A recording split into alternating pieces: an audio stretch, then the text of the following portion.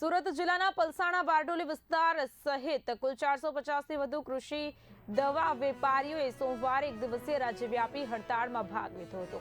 પલસાણા અને બારડોલી તાલુકામાં અંદાજે 45 જેટલી દુકાનો સંપૂર્ણપણે બંધ રહી, જેના કારણે ખેડૂતોને ખાતર, બીજ અને કૃષિ દવાઓની ખરીદીમાં મુશ્કેલીઓનો સામનો કરવો પડ્યો હતો।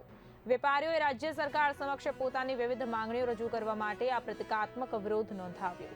વેપારીઓએ જણાવ્યું કે આ હડતાળ માત્ર એક દિવસ માટે પ્રતિકાત્મક રીતે યોજાઈ છે। જો સરકાર દ્વારા યોગ્ય નિવારણ નહીં લાવવામાં આવે તો આગામી સમયમાં વધુ ઉગ્ર આંદોલન કરવાની ચેતવણી પણ આપવામાં આવી છે।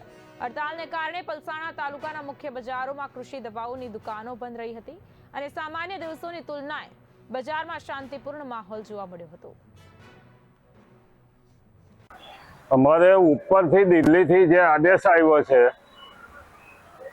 કે ભાઈ ટોટલ એક દિવસ માટે સંપૂર્ણ એગ્રોની દુકાનો, દવા, ખાતર, બિયારણ અને જંતુનાશક દવા બંધ રાખવા માટેની સૂચના આવેલી હતી। જે સૂચના ગુજરાતમાં આવી, ગુજરાતમાંથી સુરત જિલ્લામાં આવી, સુરત જિલ્લામાંથી અમારી પાસે બારડોલીમાં આવી। એટલે અમારા જે પ્રમુખ છે નીલમસિંહ અટોદરિયા, એની રાહબરી હેઠળ અમે આજે એગ્રોનું સંપૂર્ણપણે બંધ રાખેલ છે એક દિવસ માટે 27/4/2026 થી। બંધ રાખવા માટેનો હેતુ છે કે અમારી સરકાર સામે લડત છે।